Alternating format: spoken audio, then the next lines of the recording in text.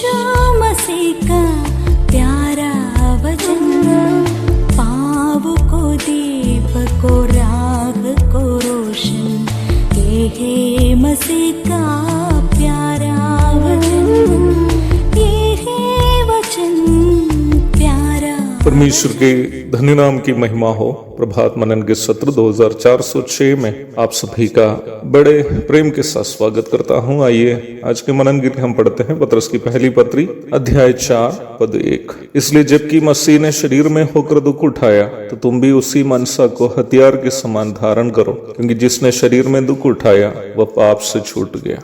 हमारे प्रभु यीशु मसीह के सांसारिक जीवन काल को देखे तो आप ये अवश्य समझ सकते हैं कि उनका जन्म से लेकर उनकी मृत्यु तक वह कष्टों से ही गुजर रहा था। जन्म उनके बेथलेहम की ओर की यात्रा के दरमियान सड़क के किनारे कहीं हुआ था। नवजात शिशु और माँ को विश्राम के लिए सराय में जब जगह नहीं मिली तो गौशाला से उन्हें संतुष्ट होना पड़ा।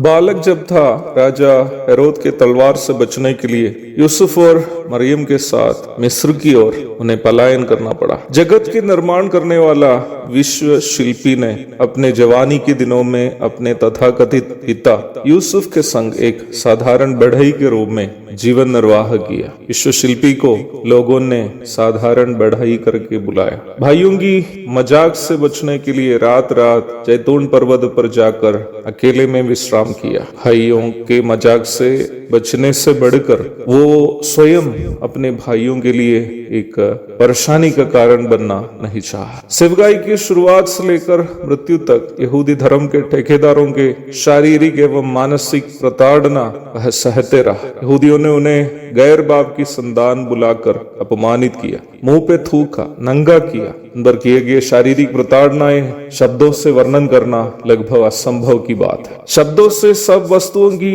रचना करने वाले को ये सब कष्ट सहने की क्या जरूरत थी? गत्समने में जिनकी आवाज के सामने रोमी सेना के शक्तिशाली सैनिक दल ठहर नहीं पाए, तो इतनी दयनीय जिंदगी बिताने के लिए क्या उनको मजबूर किया? वो एक मनसा था, कष्ट सहने का मनसा। NASB अंग्रेजी अनुवाद में हम मनसा के लिए पर्पस शब्द का उपयोग करते हुए देखते हैं। It was father's purpose that his son may be perfected in suffering. ये पिता परमेश्वर की मनसा थी अथवा योजना थी कि अपना पुत्र कष्टों में परिपूर्ण हो जाए। इब्रानी 5:8। क्यों? ताकि सब आज्ञा मानने वालों के लिए सदाकाल के उद्धार का वह कारण हो जाए। इब्रानी 5:9। So that he may become to all those who obey him the source of eternal salvation। यह उद्धार शब्द का अर्थ केवल हमें पाप का दंड अनंतकालीन नरक से मिलने वाला उद्धार नहीं है, बल्कि निम्न उद्धार से लेकर उद्धार के परिणाम स्वरूप हमारे अनंतकालीन जीवन में हमें मिलने वाली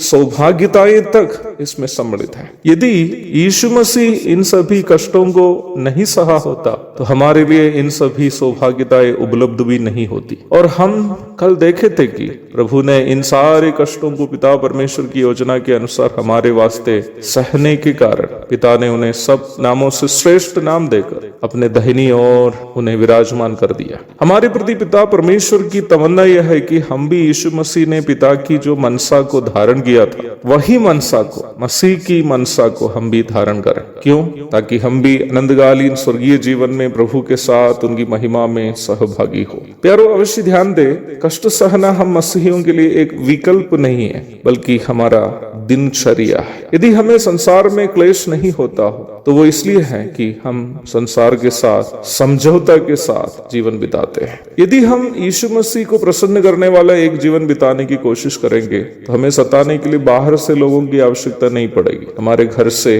और यहाँ तक कलीसिया से भी लोग उठ सकते हैं, लेकिन जितना हम सताए जाते हैं, अवश्य ध्यान दीजिएगा प्यारो, उतना अधिक हमारा स्वर्गीय जीवन भी महिमामय होगा। एक और शुभ दिन की धन्य कामनाओं के साथ आज का मनन मैं समाप्त करता हूँ। प्रभु आप सबको आशीष दे। आमीन।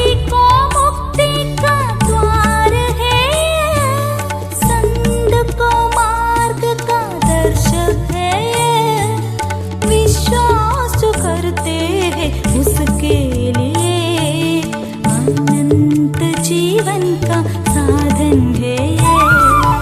ये है वचन, प्यारा वचन, यीशु मसीह का प्यारा वचन